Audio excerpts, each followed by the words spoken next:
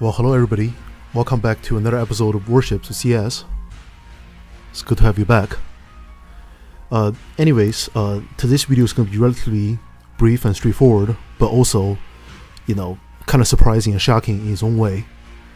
I guess for the ones of you who have been playing Warships for a while, if not the past 2 or 3 years, you will know that, getting a draw or getting a tie in this game, it's virtually impossible or arguably unheard of. It's the thing a lot of people have speculated about, talked about, like if it's Bigfoot or UFOs, but I guess for the most part, most of us have never seen one. So I guess here I am. I just happened to stumble across a game just like that, a tie, aka a draw, if you will. Anyways, I'm playing in my Tier 6 British battleship, the HMS Queen Elizabeth. I guess, this was one of the most famous super dreadnoughts in the world's naval history. Ships in this class served in both world wars, and this was essentially the first class of British battleship that was armed with 15-inch guns rather than the previous class 13.5-inch guns. And also the Queen Elizabeth class was known for essentially being the earliest, if not the first class of fast battleships, because these ships were able to make 24 knots versus the more typical 20 or 21 knots other proper battleships of the era were capable of. Obviously, of course, back in those days we also have the battle cruisers, but obviously in their design schemes various other parameters were sacrificed or rebalanced for. So it's kind of like comparing between apples and oranges in a way. So I guess how does the Queen Elizabeth perform in game? I would say that it's a pretty good ship. Obviously, I'm not gonna go into crazy depth this time to ramble on about how the ship is, because ultimately this is, as I intended, going to be more of a gameplay video rather than a ship review video. But I would say that in practice, as showcased in the ship's modernized form, which is of World War II vintage rather than World War I vintage in game, the ship is capable of 23.5 knot in a straight line, which is good but not spectacular. In practice, it's a little bit slower than the Germans, because the Baron can do 25. A little bit slower than the Fuso with the Japanese that can do 24, but quite a bit better than the American New Mexico and Arizona, which are both capable of barely 21 knots in a straight line. And in practice, the durability and the armor for the ship is also not great, but it's solid and good enough, should I say. 55k of HP, and about 300mm plus of main armor belt. Even though in terms of all or nothing core citadel protection, the ship is inferior in design versus the New Mexico and Arizona, and in terms of overall armor coverage and secondary armor coverage, the ship's inferior than I suppose the Baron. But overall it's a more compact ship, and it's quite a bit less sketchy than what you'll find on the Fuso's armor scheme, if you will. But now it comes to the point of, I guess, what makes this ship special. What's the ship's strong suit? That will be the ship's firepower. As you probably have already come to discover yourself, the Queen Elizabeth's high explosive shells, just as the high explosive shells on essentially all the other British battleships, have a very solid alpha strike potential, as well as a very high fire chance, and also a pretty solid module damage potential. So whatever you can manage to hit with high explosive, tend to burn very easily, and you also tend to burn very frequently. Whatever module you will hit, whether it be rudders or secondary guns or anti-aircraft guns, you're just simply gonna wreck them.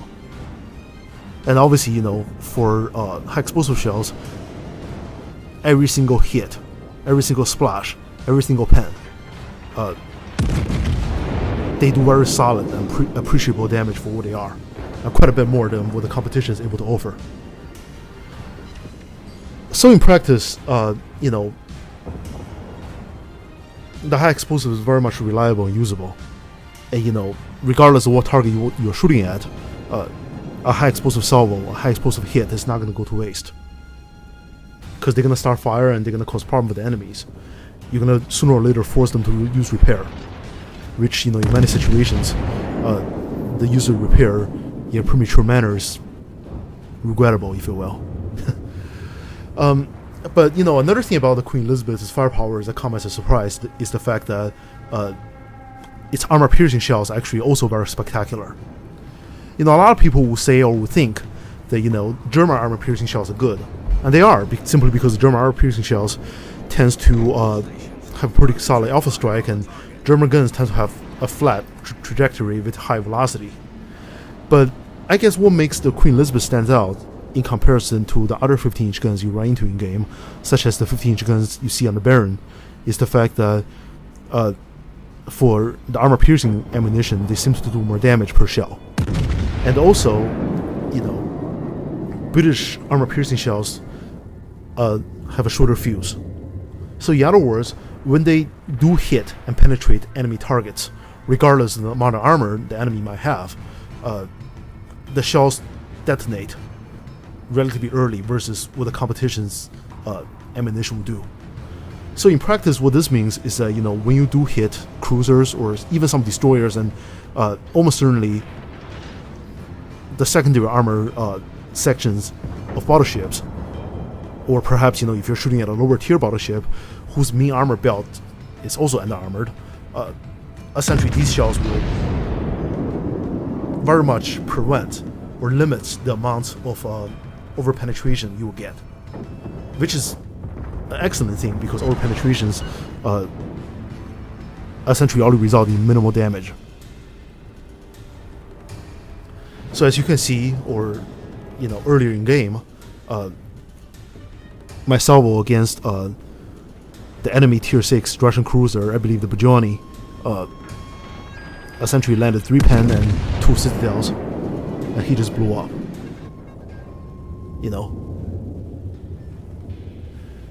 It might not seem like something that's too special, but you have to consider the fact that if you were shooting that same enemy with the Baron or the Fuso or the Mexico, there's a good chance that you might get a few normal pans and a few over pans rather than a few normal pans and 2 citadel. That's the difference between maybe hitting the enemy for about 5k versus deleting the enemy completely. And obviously a surviving enemy could in return seriously hurt you and seriously hurt your team. So I would say in practice, the Queen Elizabeth's ability to do damage to the enemies and to eliminate enemies and to liquidate enemies is arguably unrivaled.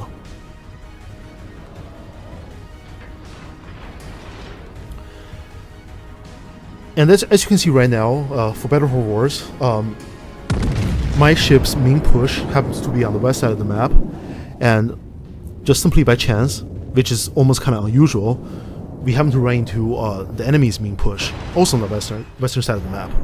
So we are essentially going into a Jutland style / Tsushima style climatic battle situation.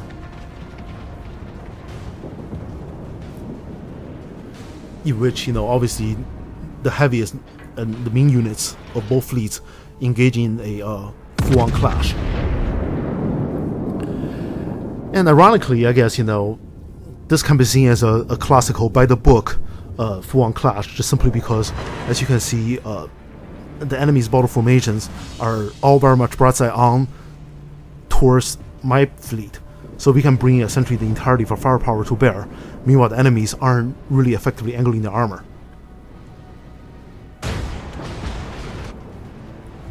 And, consider how reliable and devastating both my HE and AP shells are,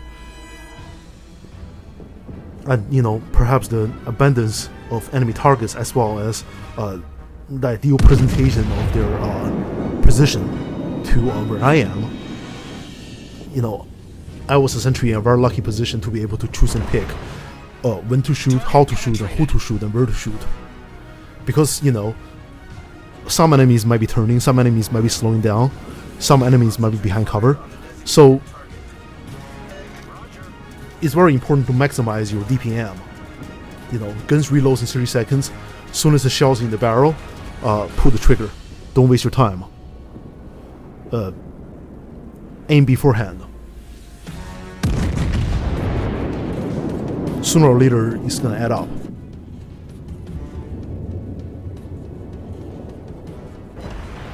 And as you can see right now, my focus is to make the most of every salvo I have.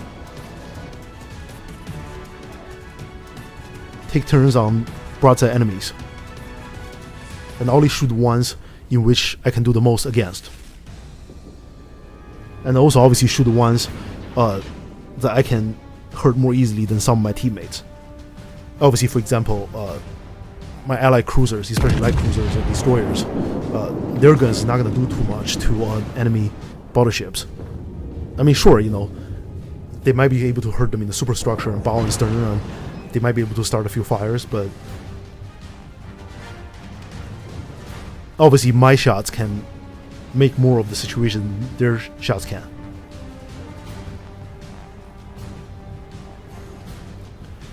And another thing I'm doing right now is I have stopped that in the water. It might seem to be a bad idea, but perhaps that's not exactly the case in this situation, because had I had moved forward and gotten closer to the enemies, there's a good chance that, I might have gotten too close and become a much easier target than the rest of my team. And that will essentially force the enemies to focus on me. That might make sense if I was to be a distraction or to be a bait and to distract the enemy from what my allies might do. But obviously, my team is not exactly that coordinated. And quite frankly, most teams on warships aren't really smart enough for that. But that wasn't the case. But much rather, one reason why I stopped that in the water is because also because, my guns turn relatively slowly. Stock British battleship guns before Tier 7 can only make 180 degrees in 72 seconds versus the more typical 45 or 60 seconds rotation time you get on other battleships in the armament. So that means if I had gotten too close to the enemies and I have to turn and maneuver, perhaps violently or drastically, one thing you will notice about the bearing of your guns is that sometimes you can't turn your gun fast enough to compensate for the movement of your hull, the movement for the rest of your ship. So perhaps if the enemies are shooting at you and you have to try to turn to avoid being hit, or try to turn to better present your armor profile against enemies, chances are in those situations you might also knock your guns off target. But in that regard, you can also try to plan things carefully, perhaps maneuver more rigorously when you are reloading, and assume a more steady course when you're able to shoot back.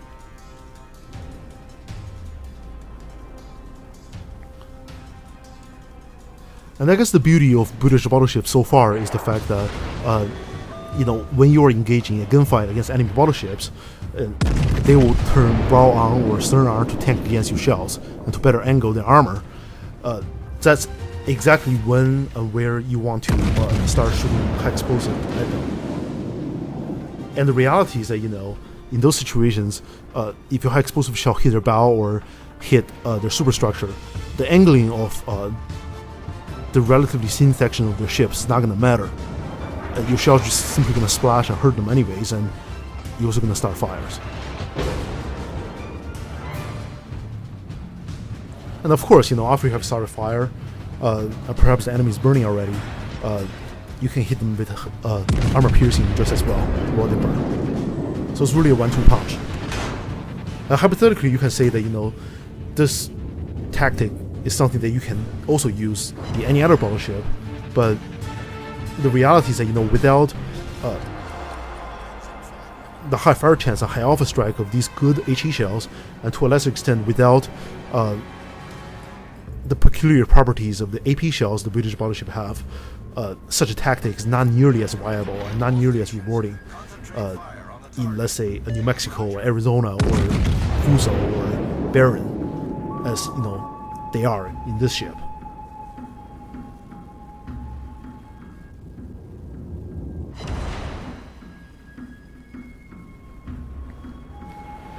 And as of right now,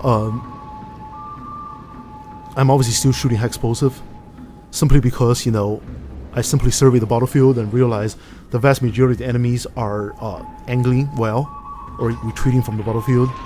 So that's the type of situation in which AP shells would have been relatively easily frustrated if they hit. And obviously, the hit probability is also almost certainly lower.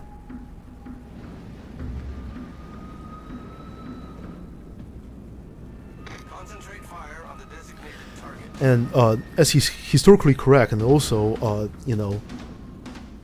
modeled in game, one thing you also notice about these 15-inch guns is they seem to have a higher arc and also lower shell velocity as versus the 15-inch guns on the German Baron. And that's true because, historically, German guns tends to fire a lighter shell at a higher velocity. But, I guess, that property in practice means that, German ships might be better in a brawling situation. You might be able to pump very high velocity penetrators into the side of the enemy's armored hulls and cause massive damage. But in return, the slower velocity of British battleships allow you to better arc your shots over cover. And sometimes that's a very much valuable tactic because when you're behind cover, the enemies might not be able to strike back properly or aim properly or lead properly, but you can still arc your, mortars over a hill and hit them in return.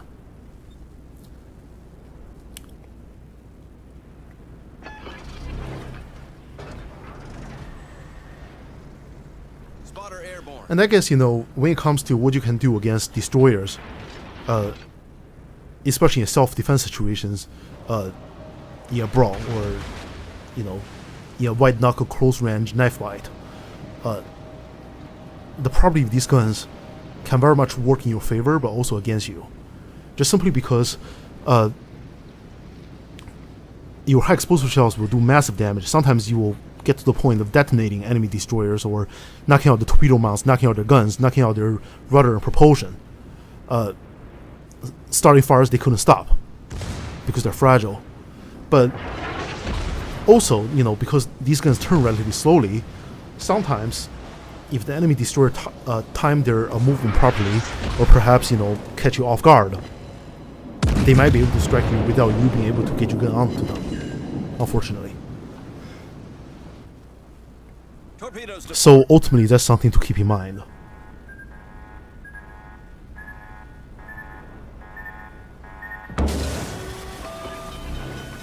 Hull breach. We're taking on water quickly.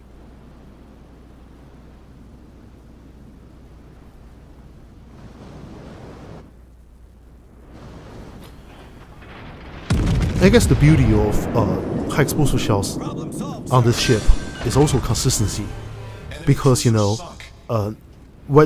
regardless of where on the enemy ship you hit, even on the main armor belt, just simply because these shells aren't really small shells, regardless of whether you're going to penetrate, almost certainly you're going to do some damage. Because the problem with armor piercing is that, overpan gets you almost nothing. They can bounce. They can shatter. Sometimes, they'll hit enemies. Maybe they'll hit a module. Maybe they'll hit, let's say, an anti-aircraft mount. and then but the shell ultimately does no damage to the rest of the ship. That never happens with the high explosive. So perhaps the irritating, agitating part about these shells for people on the receiving end is the fact that they'll always do something. But anyways, we have come to the end of the replay, and my last salvo simply got trolled by RNG, straddled and missed enemy carrier completely, and here I am.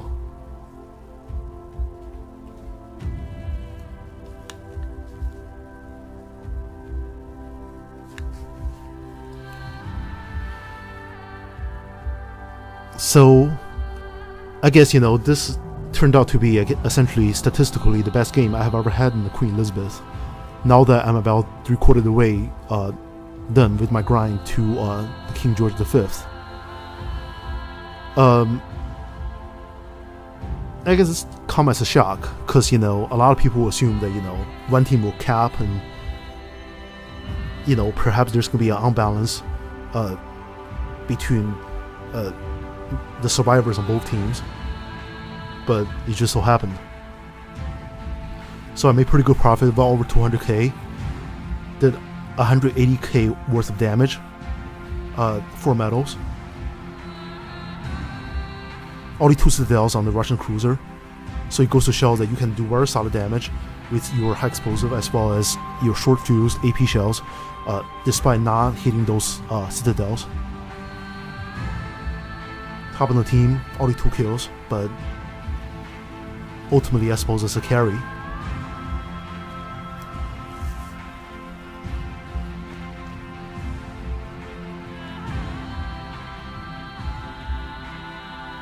And perhaps the irony is the fact that because both teams had a surviving carrier, 2 battleships and a cruiser, so always fair.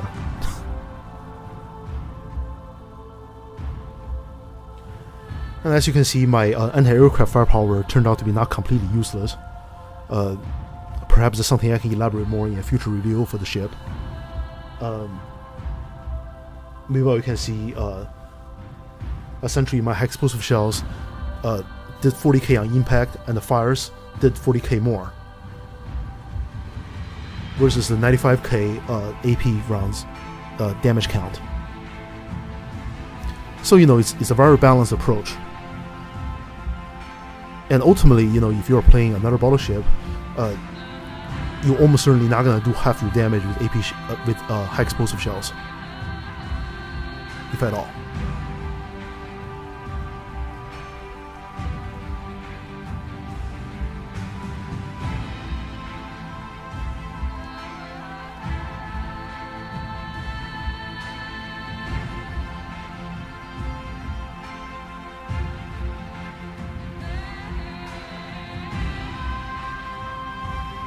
Well, anyways, special bonus points if you know where the soundtrack came from, as usual.